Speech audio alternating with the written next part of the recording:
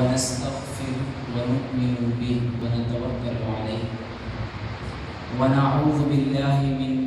شرور أنفسنا ومن سيئات أعمالنا من يهده الله فلا مضل له ومن يضلله فلا هادي له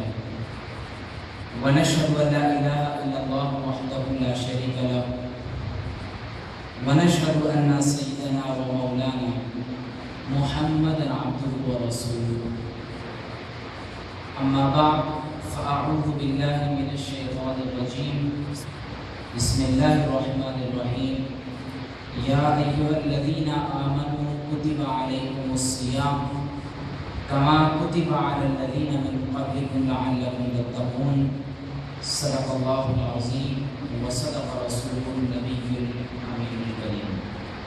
إن الله وملائكته يصلون على النبي يا أيها الذين آمنوا صلوا عليه وسلموا تسليما اللهم صل على سيدنا ومولانا محمد وعلى آله وأصحابه وبارك وسلم۔ نماز مغرب کے بعد سے آپ تمام احباب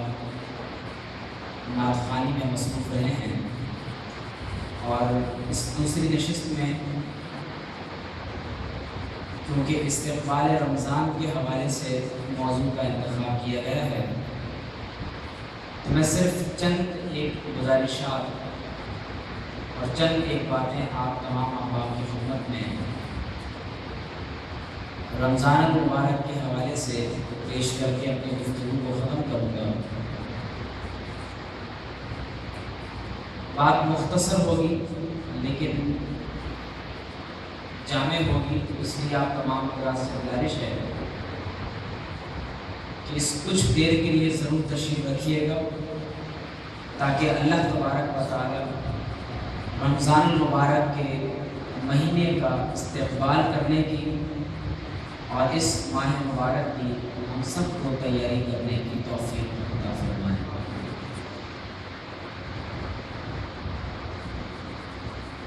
اہل اسلام کا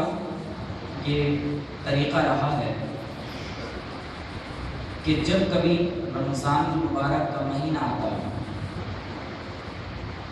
تو اس ماہ مبارک کی آمد سے قبل وہ اس کی تیاری کرتے ہیں، اپنے بچوں کو روزہ رکھنے کی تربیت دیتے، اس ماہ مبارک کی آمد سے قبل روزے رکھ کر خود کو رمضان کے لیے تیار کرتے ہیں، اپنا مال، اپنی دولت اور ثروت اور جو کچھ اللہ نے ان کو عطا کیا ہوگا اس میں سے اللہ کی راہ میں خرچ کرتے ہیں۔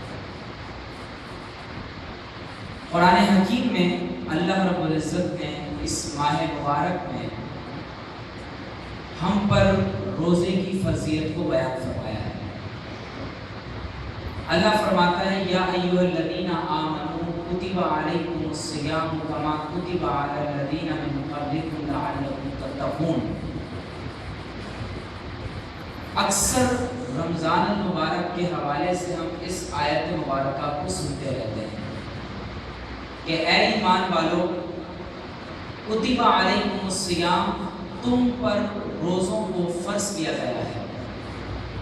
کما کتب علی الذین من قبلکم، جس طرح سے تم سے پچھلی امتوں پر روزے کو فرض کیا گیا۔ کیوں؟ لعلکم تتقون، تاکہ تم متقی بن جاؤ۔ حدیث میں آتا ہے کہ حضرات صحابہ کرام رضوان اللہ علیہم اجمعین اپنے بچوں سے روزے رکھواتے تھے۔ اب بچے پر روزہ فرض نہیں ہوتا، نابالغ چھوٹا بچہ ہے اس پر روزہ فرض نہیں ہوتا، لیکن صحابہ کرام رکھواتے تھے۔ اور جب عصر کی نماز کا وقت قریب ہوتا اور بچوں کو بھوک ستاتی اور وہ والدین کو پریشان کرتے تو حدیث میں آتا ہے کہ وہ روئی کے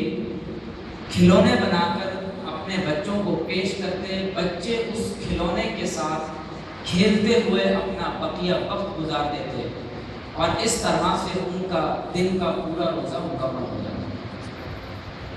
یہ صحابہ کرام کی تربیت کا ایک طریقہ تھا۔ اللہ رب العزت نے ایمان والوں سے ارشاد فرمایا کہ تم پر روزے فرض ہیں۔ اکثر اوقات آپ یہ بات سنتے رہے ہوں گے کہ جب اللہ تعالیٰ ایمان والوں سے خطاب فرماتا ہے تو اس کا مطلب یہ ہے کہ اس میں ہماری رہنمائی کی کوئی انتہائی اہم ترین بات ہے، تو لہذا اس بات کو توجہ اور غور کے ساتھ سنا جائے۔ لیکن اس میں ایک دوسرا پہلو یہ بھی ہے کہ جب ایمان والوں سے خصوصی طور پر خطاب کیا جاتا ہے تو دراصل ایمان والوں کو ان کا وہ وعدہ یاد دلایا جاتا ہے۔ یہ انسان جس وقت کلمہ طیبہ اپنی زبان سے پڑھتا ہے اور دائرہ اسلام میں داخل ہوتا ہے تو دراصل یہ زمین و آسمان اور اس کائنات میں جو کچھ ہے اس تمام کو گواہ بنا کر اس بات کا اعلان کرتا ہے کہ اللہ کے سوا کوئی عبادت کے لائق نہیں اور محمد صلی اللہ علیہ وسلم اس کے رسول ہیں۔ گویا کہ آج کے بعد میری زندگی کا ایک ایک لمحہ اللہ اور اس کے رسول صلی اللہ علیہ وسلم کے حکم اور تعمیم اور تعلیم کے مطابق گزرے گا۔ تو یہ دراصل ایک وعدہ ہوتا ہے جو ہر ایمان والا ایمان لاتے وقت، اسلام میں داخل ہوتے وقت تمام کائنات کے ذرے ذرے کو گواہ بنا کر کرتا ہے۔ تو اللہ تعالیٰ ان آیات میں یا ایھا الذین آمنوا فرما کر دراصل ہمیں وہ وعدہ یاد دلاتا ہے کہ تم یا ایھا الناس کے عمومی خطاب میں شامل تو ہو، لیکن تمہیں خصوصی طور پر یا ایھا الذین آمنوا کہہ کر یہ بتایا جا رہا ہے کہ تم ہمارے اسلام میں داخل ہو، لہذا جو کچھ تم سے کہا جا رہا ہے اس پر عمل کرنا تم پر لازمی ہے۔ یونیفارم پہننا ایک عام بچے کے لیے ضروری نہیں ہوتا۔ ایک وہ بچہ جس نے اسکول میں داخلہ ہی نہیں کیا، اس کے لیے یونیفارم پہننا اسکول کی تعلیمات پر، احکامات پر، اصول و قواعد پر عمل کرنا اس کے لیے ضروری نہیں ہے، لیکن وہ بچہ جو داخلہ لے لیتا ہے اس پر تمام تر قواعد کا اس پر عمل کرنا اس کے لیے ضروری ہو جاتا ہے۔ تو اسی لیے اللہ تعالیٰ یا ایھا الذین آمنوا کہہ کر آپ کو اور مجھے اور ہم سب کو وہ وعدہ یاد دلاتا ہے کہ تم ایمان والے ہو، لہٰذا جو ہم تم سے کہہ رہے ہیں اس پر عمل کرو۔ پھر اللہ نے فرمایا کتب علیکم الصیام، تم پر روزے فرض ہیں۔ کما کتب علی الذین من قبلکم، یہ مت سمجھنا کہ تم پر پہلی بار روزے فرض ہوئے ہیں، تم سے پچھلی اقوام بھی گزر چکی ہیں جن پر یہ فرض عائد کیا گیا تھا۔ اسلامی تعلیمات میں چند عبادات ایسی ہیں جو اللہ کے ہر نبی کی تعلیم میں یکساں رہی ہیں، چاہے وہ مختلف کسی بھی صورت میں ہو۔ ان میں سے ایک نماز ہے، ایک زکوٰۃ ہے اور ایک روزہ ہے۔ اللہ تعالیٰ نے مختلف انبیاء کرام علیہ السلام پر ان عبادتوں کو مختلف انداز سے فرض فرمایا تھا۔ اسی طرح سے حج کرنا ہے، اللہ تعالیٰ کے گھر حاضر ہونا، یہ عبادت حضرت آدم علیہ السلام کے دور سے چلی آ رہی ہے اور قیامت تک جاری رہے گی۔ تو اسی طرح سے روزہ بھی ہم پر فرض ہے جس طرح سے پچھلی امتوں پر فرض کیا گیا ہے۔ اور اللہ نے فرمایا کہ یہ اس لیے فرض کیا گیا ہے کہ لعلکم تتقون، تاکہ ہم تقوی اور پرہیزگاری اختیار کرنے والے بنیں۔ یاد رکھیے گا کہ جب ہم یہ کہتے ہیں کہ روزہ رکھنے کا مقصد تقوی ہے تو اس کا مطلب کیا ہے؟ دیکھیے، ایک روزہ ہوتا ہے ہمارے ظاہری اعضاء کا، ہم اپنے آپ کو کھانے اور پینے سے بچاتے ہیں، نفسانی خواہشات سے خود کو روکتے ہیں۔ ایک روزہ ہوتا ہے زبان کا، آنکھوں کا، کانوں کا، یہ ظاہری اعضاء کا روزہ ہے کہ جس میں انسان خود کو برائی سے روکتا ہے، کانوں کو برائی سننے سے روکتا ہے، زبان کو برائی کے کلمات ادا کرنے سے روکتا ہے، آنکھوں کو برائی کی طرف اٹھنے سے روکتا ہے۔ لیکن جو اللہ کے خاص بندے ہوتے ہیں ان کا روزہ دل اور دماغ کا بھی ہوتا ہے، یعنی اپنے دل کے اندر گزرنے والے خطرات اور خیالات پر بھی توجہ رکھتے ہیں، کہیں کوئی ایسا خیال دل میں نہ گزرے جو اللہ اور اس کے رسول صلی اللہ علیہ وسلم کے حکم کے خلاف ہو۔ وہ ذہن میں کوئی ایسا خیال نہیں آنے دیتے جو اللہ اور اس کے رسول صلی اللہ علیہ وسلم کی محبت اور خوشی کے خلاف ہو۔ تو جب انسان ظاہری اور باطنی طور پر روزہ رکھتا ہے تو پھر اس کے اثرات اس کی روح پر مرتب ہوتے ہیں۔ جب ایک ہی انسان اپنے ہاتھ کو برائی کی طرف بڑھنے سے روکتا ہے، قدموں کو برائی کی طرف چل کر جانے سے روکتا ہے، اپنی نگاہوں کو، کانوں کو، زبان کو، اپنی قوت شامہ کو، اپنے قلب اور ذہن میں گزرنے والے خیالات، وساوس اور خطرات پر نظر رکھتا ہے، تو پھر اللہ تبارک و تعالیٰ اس کے دل اور دماغ کو تقویٰ کی دولت سے مالا مال فرماتا ہے۔ اور یاد رکھیں کہ یہ جو روزہ ہے یہ ایک مشق ہے، یہ ایک تمرین ہے، اور یہ مشق اور تمرین اس بات کی ہے کہ جب ہم روزہ رکھتے ہیں تو کھانا کھانا حلال ہے، پانی پینا حلال ہے، لیکن اس کے باوجود ہم روزے کی حالت میں کھانے اور پینے کی طرف ہاتھ نہیں بڑھاتے۔ کمرہ بند ہو، پردے پڑے ہوئے ہوں، کوئی گھر والا نہ دیکھتا ہو،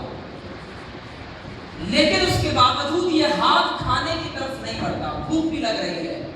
شدید پیاس بھی لگ رہی ہے، لیکن ہم اس کے باوجود کھانے اور پینے کی طرف ہاتھ نہیں بڑھاتے۔ کیوں؟ اس کی وجہ یہ ہے کہ ہمارے اوپر ایک کیفیت طاری ہے، اور وہ کیفیت یہ ہے کہ اللہ مجھے دیکھ رہا ہے۔ 12 گھنٹے یہ کیفیت ایک انسان پر طاری رہتی ہے۔ حدیث میں آتا ہے کہ نبی کریم صلی اللہ علیہ وسلم سے پوچھا گیا کہ یا رسول اللہ صلی اللہ علیہ وسلم احسان کیا ہے؟ تو آپ صلی اللہ علیہ وسلم نے فرمایا کہ احسان یہ ہے ان تعبد اللہ کأنک تراہ، تم اللہ کی عبادت ایسے کرو گویا تم اللہ کو دیکھ رہے ہو، گویا کہ تم اللہ کو دیکھ رہے ہو۔ اللہ کو کوئی دیکھ نہیں سکتا، یہ ذہن میں رکھیے گا۔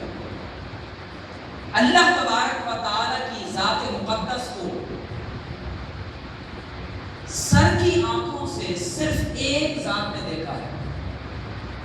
اور وہ اللہ کے محبوب محمد مصطفیٰ صلی اللہ علیہ وسلم کی ذات گرامی ہے۔ اس کے علاوہ کوئی ذات کائنات میں ایسی نہیں ہے جس نے اللہ تبارک و تعالیٰ کا دیدار کیا ہو، اور بظاہر کیا ہو، روحانی طور پر دیدار کی کیفیت اپنی استعداد اور کیفیت کے اعتبار سے ہو، وہ ایک الگ بات ہے، لیکن ظاہری اعتبار سے کسی شخص نے اللہ تعالیٰ کا دیدار آقا علیہ السلام کے علاوہ نہیں کیا۔ تو نبی علیہ السلام نے فرمایا کہ گویا کہ تم اللہ کو دیکھ رہے ہو، یعنی تمہارے اوپر ایسی کیفیت طاری ہو کہ جب تم اللہ کی عبادت کرو تو تم یہ بات فیل کرو، تمہارے اندر یہ سوچ اور فکر اور مراقبے کی کیفیت ہو کہ گویا کہ تم اپنے رب کو دیکھ رہے ہو۔ اور جب بندہ اپنے محبوب کو دیکھتا ہے، جب بندہ اپنے محبوب کا دیدار کرتا ہے، تو یاد رکھیں کہ پھر وہ دنیا و ما فیہا اور اپنے ارد گرد کی چیزوں سے وہ اس قدر غافل ہو جاتا ہے کہ پھر اس کو کچھ اور یاد نہیں رہتا۔ اسی لیے قرآن میں اللہ فرماتا ہے کہ وَاذْكُرْ رَبَّكَ إِذَا نَسِيتَ، کہ جب تم بھول جاؤ تو اپنے رب کا ذکر کرو۔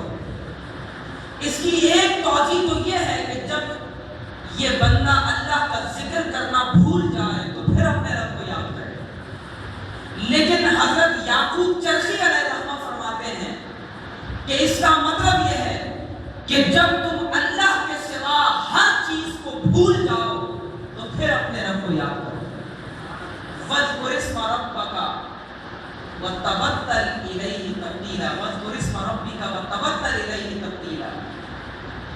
الگ تھلگ ہو کر، سب سے جدا ہو کر اپنے رب کو یاد کرو. تو فرمایا گویا کہ تم اپنے رب کو دیکھ رہے ہو، ایسے عبادت کرو. فَإِن لَمْ تَكُن تَرَاهُ، اگر تمہیں یہ منصب نصیب نہیں ہوا، فَإِنَّهُ يَرَاكَ، تو یہ کم از کم مراقبہ پختہ کر لو کہ اللہ تو تمہیں دیکھ رہا ہے. تو عبادت کے اندر مقصود یہ ہے کہ انسان کے اندر یہ کیفیت احسان پیدا ہو کہ یا تو میں اپنے محبوب کو دیکھ رہا ہوں یا میرا محبوب مجھے دیکھ رہا ہے. دیکھیں انسان جب اپنے محبوب کو دیکھتا ہے تو محبوب کے ماں سوا ہر چیز سے غافل ہو جاتا ہے. اور جب محبوب خود کو دیکھ رہا ہو تو پھر یہ انسان اپنے ظاہری کردار اور وضع قطع کی آرائش کرتا ہے تاکہ محبوب کی نگاہ کسی ایسے مقام پر نہ پڑے جو ناپسندیدہ ہو اور میرا محبوب مجھ سے ناراض ہو جائے. تو گویا کہ اللہ کو میں دیکھ رہا ہے کہ کیفیت احسان ہے. نماز کے اندر بھی انسان اسی کیفیت میں ہوتا ہے کہ میں اپنے رب کے حضور حاضر ہوں، میرا رب مجھے دیکھ رہا ہے، میں اپنے رب سے ہم کلام ہوں. اسی طرح سے 12 گھنٹے جب انسان روزہ رکھتا ہے تو اس پر یہی کیفیت طاری رہتی ہے. بہت سی حلال چیزیں جو اس کے سامنے ہیں، کھانا ہے، پانی ہے، نفسانی خواہشات کا پورا کرنا ہے، لیکن اس کے باوجود یہ انسان خود کو روکے رکھتا ہے. کیوں؟ اس کے ذہن اور قلب کے اندر ایک خیال ہے کہ اللہ مجھے دیکھ رہا ہے. جب 12 گھنٹے کی کیفیت احسان اس پر طاری رہتی ہے تو یاد رکھیں کہ سال کے 365 دن بنتے ہیں. رمضان میں 12 گھنٹے انسان جب روزہ رکھتا ہے تو یہ مہینے کے کم و بیش کوئی 360 کے قریب گھنٹے بن جاتے ہیں. تو گویا کہ اس مہینے میں حلال چیزوں کو چھوڑ دینا، کھانا کھانا حرام نہیں ہے، پانی پینا حرام نہیں ہے، اپنی بیویوں کے پاس جانا حرام نہیں ہے، لیکن رمضان کے مہینے میں اس بات سے خود کو روک لینا اور حلال کام سے اپنے آپ کو روک لینا، بتائیں یہ کس ذات کے لیے ہے؟ یہ اللہ کے لیے ہے. تو رمضان کے اندر دراصل یہ مشق ہوتی ہے، یہ تمرین ہوتی ہے، یہ پریکٹس ہوتی ہے کہ اے بندے جب تو میری حلال کردہ چیزوں کو رمضان کے مہینوں میں چھوڑ دیتا ہے صرف اس بات کے لیے کہ میں تجھے دیکھتا ہوں اور تو میری رضا کے لیے میری حلال کردہ چیزوں کو چھوڑے رکھے ہیں، تو تو بقیہ 11 مہینوں میں میری حرام کردہ چیزوں کو بھی چھوڑ دے. یہ رمضان کے مہینے کی تیاری ہے، یہ رمضان کے مہینے کا پیغام ہے کہ انسان اپنے آپ کو رمضان کے مہینے میں تقویٰ کے حصول کے لیے تیار کرے. تو دوستو بزرگوں، رمضان المبارک میں جو روزے ہم پر فرض کیے گئے ہیں اور عنقریب یہ ماہ مبارک ہم پر سایہ فکر ہونے والا ہے، تو کوشش کریں کہ جہاں ہم اپنے ظاہری اعضاء کو، اپنے پیٹ اور اپنی شرمگاہ کو ہم اللہ تبارک و تعالیٰ کی رضا کی خاطر صبر کی کیفیت میں رکھتے ہیں، تو ہم اس کیفیت کو پورے سال پر قرار رکھیں اور اللہ تبارک و تعالیٰ کی حرام کردہ چیزوں کو بھی ترک کرنے والے ہیں. آخر میں ایک حدیث جو نبی کریم صلی اللہ تعالیٰ علیہ وسلم رمضان مبارک سے پہلے شعبان کے آخری دن میں بیان فرماتے تھے، وہ حدیث آپ کے سامنے بیان کر کے اپنی گفتگو کو ختم کر دیا. حضرت سیدنا سلمان فارسی رضی اللہ تعالیٰ عنہ فرماتے ہیں، آپ فرماتے ہیں کہ رسول اللہ صلی اللہ علیہ وسلم جب رمضان کا مہینہ قریب آتا تو نبی کریم صلی اللہ علیہ وسلم ہم سے ارشاد فرماتے، خطبہ ارشاد فرماتے، اور اس خطبے میں اللہ کے رسول صلی اللہ علیہ وسلم فرماتے کہ اے لوگوں، تم پر ایک ایسا مہینہ سایہ فگن ہوتا ہے، جو شہر عظیم مبارک ہے، ایک ایسا مہینہ جو باعظمت ہے اور بابرکت ہے، ایک ایسا مہینہ جس میں ایک ایسی رات ہے جو 1000 مہینوں سے بہتر ہے۔ اللہ تبارک و تعالیٰ نے اس کے دن کے روزے کو تم پر فرض کیا ہے اور اس کی رات کے قیام کو تمہارے لیے نفل قرار دیا ہے۔ جس شخص نے اس مہینے میں کسی ایک نیکی کے ساتھ اللہ کا قرب حاصل کرنے کی کوشش کی، اللہ تبارک و تعالیٰ اس ایک نیکی کے بدلے اس کو ایک فرض کے برابر ثواب عطا فرمائے گا۔ اور فرمایا کہ جو شخص اس مہینے میں ایک فرض ادا کرے گا،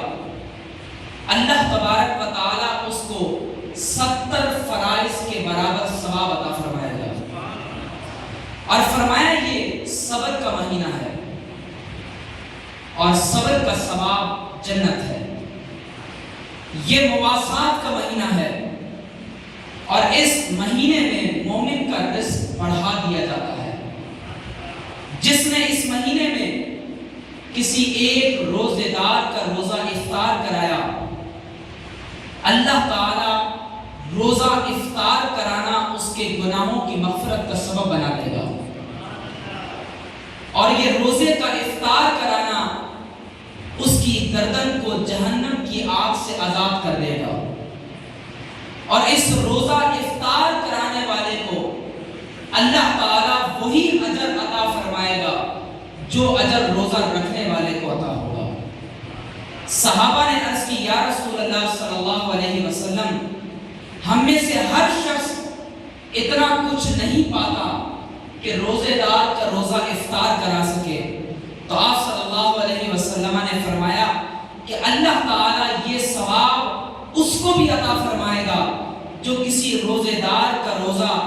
ایک گھونٹ دودھ یا ایک گھونٹ پانی پر سیراب کروا دے، افطار کروا دے۔ اور نبی کریم صلی اللہ علیہ وسلم نے فرمایا کہ یہ اجر اس کے لیے بھی ہے جو صرف ایک کھجور پر کسی کا روزہ افطار کروا دے۔ جس نے اس مہینے میں کسی روزے دار کو پیٹ بھر کر کھانا کھلایا، اللہ تعالیٰ اس کو قیامت کے دن میرے حوض کوثر سے سیراب فرمائے گا۔ اور فرمایا جب میرے حوض کوثر سے اس کو سیراب کیا جائے گا تو جب تک وہ جنت میں داخل ہوگا اس کو پیاس نہیں لگے گی۔ اور فرمایا یہ وہ مہینہ ہے جس کا اول حصہ رحمت ہے، اس کا درمیانی حصہ مغفرت ہے، اور اس کا آخری حصہ جہنم سے خلاصی ہے۔ اور جس شخص نے اس ماہ مبارک میں اپنے غلاموں پر، اپنے ماتحت لوگوں پر تخفیف کی، اللہ تعالیٰ اس کے گناہوں کو معاف فرمائے گا اور اس کو جہنم کی آگ سے خلاصی عطا فرمائے گا۔ یہ وہ خطبہ ہے جو اللہ کے رسول صلی اللہ تعالیٰ علیہ وسلم تسلیما کثیرا شعبان المعظم کی آخری دن اپنے صحابہ کرام کے سامنے ارشاد فرماتے تھے۔ تو دوستو بزرگوں، رمضان شریف کا مہینہ قریب آنے کو ہے، اور اس آج کی محفل کا پیغام یہ ہے کہ کوشش کریں کہ جب ہم رمضان المبارک کے مہینے کے روزے رکھیں تو ان روزوں کا رکھنا اسی کیفیت کے ساتھ ہو کہ اللہ تعالیٰ ہم کو کیفیت احسان عطا فرما دے، اور یہ کیفیت کہ میرا رب مجھے دیکھ رہا ہے، جب یہ دن کے 12 گھنٹوں میں ہو تو پھر یہ رات کے 12 گھنٹوں میں بھی ہو، اور پھر یہ کیفیت بقیہ 11 مہینوں میں بھی ہم پر قائم رہنی چاہیے کہ جب ہم اللہ کے رضا کے لیے اس کی حلال کردہ اشیاء رمضان کے مہینے میں اس کی خوشی کے لیے چھوڑ دیتے ہیں تو ہم اللہ کے رضا کے لیے رمضان کے بعد 11 مہینوں میں بھی ہم اس کی حرام کردہ چیزوں کو ترک کرنے والے بنیں۔ اس کے ساتھ ساتھ قرآن حکیم کی تلاوت کریں، ذکر اذکار کریں، نوافل کی کثرت ہو، نبی کریم صلی اللہ تعالی علیہ وسلم پر درود و سلام کی کثرت کریں، اور وہ لوگ جن کو اللہ نے تجارت کی توفیق عطا فرمائی ہے وہ اس مہینے میں خصوصی طور پر اس بات کا اہتمام کریں کہ ذخیرہ اندوزی ویسے ہی حرام ہے۔ اس نیت سے ذخیرہ اندوزی کرنا کہ مال کو جمع کیا جائے اور پھر اس کو مہنگے داموں بیچا جائے اور اہل ایمان کو تکلیف میں ڈالا جائے، آقا علیہ السلام نے فرمایا ایسے شخص پر اللہ کے رسول علیہ السلام کی، تمام ملائکہ کی اور تمام مومنین کی لعنت ہو۔ تو بجائے اس کے کہ اس مہینے میں مہنگائی کی جائے، نام تول میں کمی کی جائے، یہ نیکیاں کمانے کا مہینہ ہے، اس مہینے کو نیکیاں کمانے کے اندر صرف کریں اور کوشش کریں کہ اس ماہ مبارک میں جو کیفیت نیکیوں کی ہم پر طاری رہتی ہے وہ پورے سال ہم پر قائم رہے، اور اس کے لیے بار بار آپ کو مختلف اوقات میں اولیاء کرام کی محافل میں شرکت کی دعوت دی جاتی رہتی ہے، اور خصوصی طور پر ہمارے حضرت قبلہ پیر و مرشد محبوب سائیں دامت برکاتہم العالیہ جو آپ کی جامع مسجد الحبیب میں جو مرکزی اہل سنت کی یہاں مسجد ہے، وہاں ہر ماہ تشریف لاتے ہیں، اور یقینی طور پر آپ نے حضرت والا کے بیان سے استفادہ بھی کیا ہوگا، اور اگر آج تک آپ نے حضرت والا کے بیان سے استفادہ نہیں کیا تو آپ ضرور ایک بار ضرور حضرت والا کی صحبت میں حاضر ہوں، اور کوشش کریں کہ یہ جو موقع اللہ نے ہمیں عطا فرمایا ہے کہ بزرگوں کی صحبت سے استفادہ کریں، یہ موقع ہم سے ضائع نہ ہو۔ یاد رکھیں کہ والدین جب بچپن میں اپنی اولاد کو بزرگوں کی صحبت میں لے جاتے ہیں تو یہ بات آخری عمر تک اس بچے کے دماغ سے نہیں ہٹتی جو آخر میں جا کر بوڑھا ہو جاتا ہے کہ میرا باپ مجھے فلاں بزرگ کی محفل میں لے جاتا تھا، میرا باپ مجھے فلاں بزرگ کی مجلس میں لے جاتا تھا، یہ بات انسان کو مرتے دم تک یاد رہتی ہے۔ تو کوشش کریں کہ آپ خود بھی اس نیک محفل میں تشریف فرما ہوں، آپ کی اولاد بھی ساتھ میں ہو، آپ کے اہل خانہ بھی ہوں، خواتین کا بھی پردے کا اہتمام ہوتا ہے، آپ کے دوست احباب ہوں، اور اس محفل کو اس قدر مضبوطی کے ساتھ تھامیں کہ آپ کو باقاعدہ دعوت نہ دینا پڑے بلکہ آپ آگے دعوت دے کر لوگوں کو لانے والے بنیں۔ اور یاد رکھیں کہ جب انسان خود کسی نیکی کی دعوت دیتا ہے تو اللہ تبارک و تعالی انسان کو وہ نیکی کرنے کی بھی توفیق عطا فرماتا ہے۔ اللہ رب العزت ہم سب کی حاضری اپنی بارگاہ میں قبول منظور فرمائے۔ وآخر دعوانا